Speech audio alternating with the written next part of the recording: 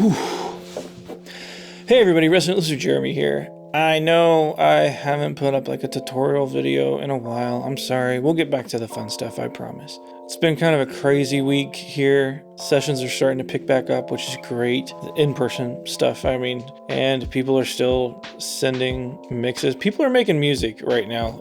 Even in a pandemic, people are kind of left to their own devices, which for some people can be really destructive, and for some people they can become really creative. And there's definitely business out there for all of us. But today I want to talk about failure. Again, I know, I'm on a kick. It's Recording Studio Loser. What do you expect? Here we go.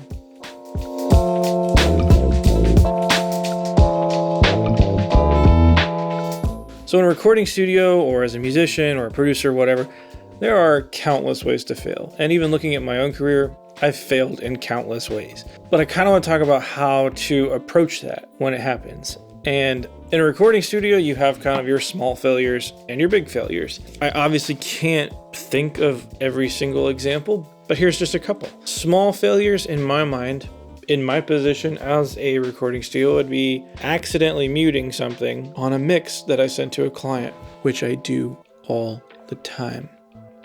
Or even sending completely blank mixes because I didn't have my compressor routed the right way. I could hear it, but they couldn't. So that's fun. Other things are when bands come in to record, the ear's not working the right way.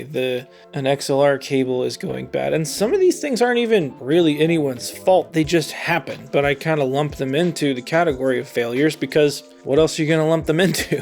Either way, all of this stuff falls onto us as the person in charge, and that's whether you're working with a client or a band or a manager in some cases, a record label, or even as yourself, because your time matters. Even if this is a hobby, especially given what we do, there are so many things to constantly learn, different file types, different standards, if there are even standards in this anymore. A good example, there's a lot of times I'll send out mixes to bands and I have my way of doing it. I have a file type that I always send that's pretty industry standard. But there's one company that does digital distribution that will only accept this particular file type, and it's fine.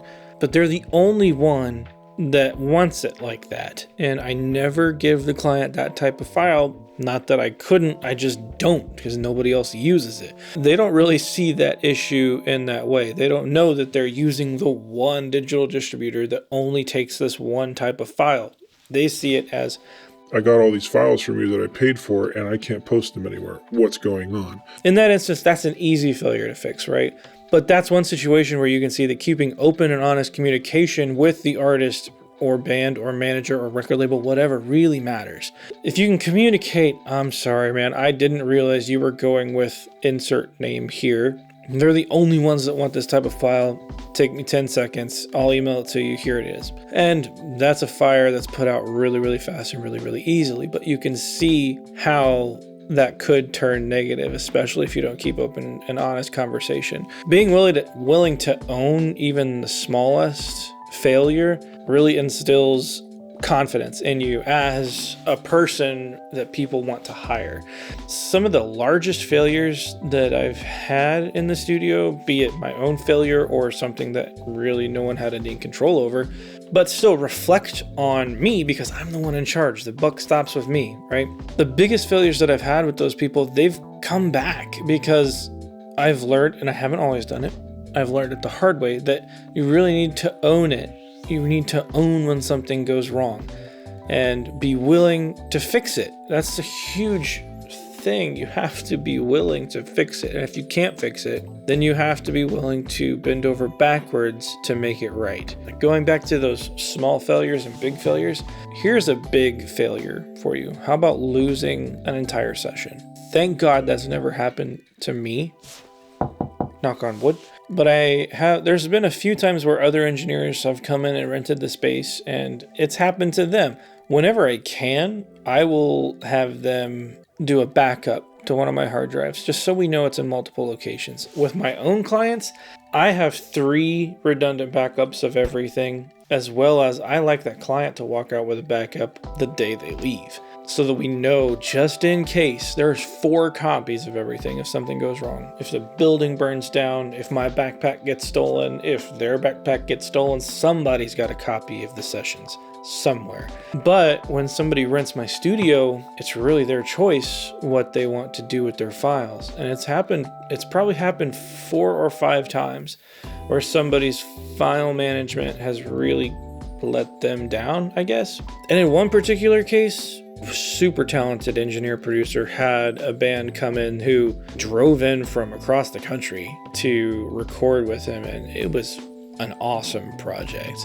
I think they were here for like 3 or 4 days, made double sure that everything was fine. Producer was working here by themselves most of the time, and I always come to help shut down and make sure the process goes well, make sure they get everything that's theirs, make sure they leave everything that's mine.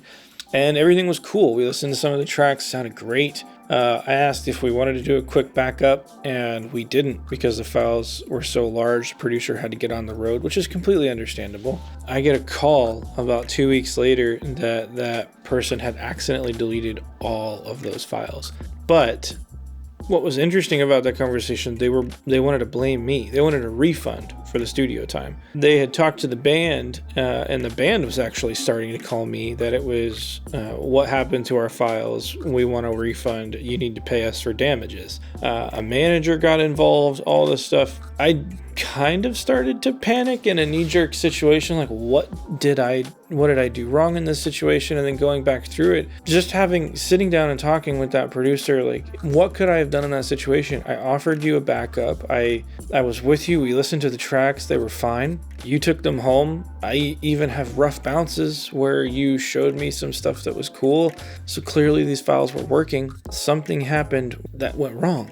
So instead of us both trying to figure out what happened, they really quickly wanted to place blame. And I get it. That's a super high stress situation. But what happens now, that band won't work with that producer anymore. They come to me now, which is a little bit of an uncomfortable situation. If you try to throw somebody under the bus and it's really not their fault, maybe he knew that, maybe he really thought it was my fault at the time. I don't know. But that band will never go back to that producer. I know because they've talked to me since. Like I always say, the business is small and people talk. And in an instance like that, where you have a big failure, you're gonna have to suck it up and pay for the time. And if the producer would have come to me and told me that there was an issue, I probably would have worked with him, like maybe not charge the full rate, give a discount. Like, I understand stuff happens. I've done it before. But after blaming me, I'm definitely not going to help that person again. I don't want to put myself or my studio in a position to be blamed for issues like that. And that sucks. That is really hard. And I say, thank God it never happened to me, because I've never had to be put in a situation like that where I could easily put my foot in my mouth. That's an example, not to throw anybody under the bus, but just to show you how important it is to own your failures. We have to approach it with a level of humility and almost expectation that it's going to happen. And when it does happen, we're ready for it. We're willing to learn from it. We're willing to fix it. We're willing to own it. And we're willing to communicate. Because if you're working with somebody else and they can trust you in these situations, that's a client you'll have forever, especially if you're doing good work. Man, that's hard to come by in this industry when you get somebody you really, really trust. If you can foster that type of mindset in your own work, it's only going to benefit you. 1, in the knowledge you can gain from your failures. 2, in the patience you'll receive. I think in the creativity that you are able to provide in some of these sessions, because you're not letting the little stuff get to you so much. You're able to kind of free up some of that real estate in your brain to do those creative things that you're hired to do.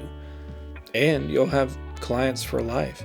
Those clients, especially when they trust you, they'll become evangelists for you. And business like this, and like recording studios, mixing, mastering, you can pay for advertising, sure, but 99% of what we do is word of mouth.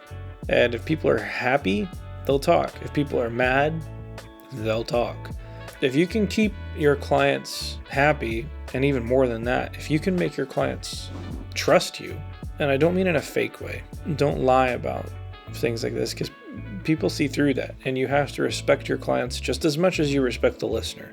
When you're working on music, people can see through overproduced records, right? In just the same way, clients can see through somebody lying to them about what's happening. It may not happen immediately, but they can definitely notice patterns.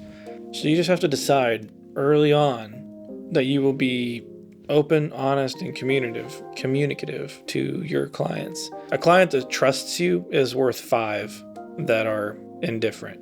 That's a statistic that I completely made up. But it feels like that. I think it feels like that. Anyway, guys, kind of a different video, but I think that side of it is important to talk about. It's definitely a theme that I see you guys latching onto. Like when I named the channel Recording Studio Loser, kind of a way of poking fun at myself. Like you guys have really latched onto that. And I see it in the comments. I see it in a lot of the messages you guys are sending me, which I love. If you want, you can always check out the store. It's a good way to support the channel. I have camera profiles for sale, drum samples, templates, stuff like that. If you like the video, go ahead and hit the subscribe button. I do these little talks every once in a while, but I think we all like the tutorials and the one mics and cool stuff that actually involves getting in and making some noise. Hit the like button if you liked it. Hit the dislike if you didn't. You better explain yourself. I'm not just going to take a dislike lying down. Anyway, guys, this is Resident Loser Jeremy. I'm going to go find another way to fail. I'll see you guys in the next one.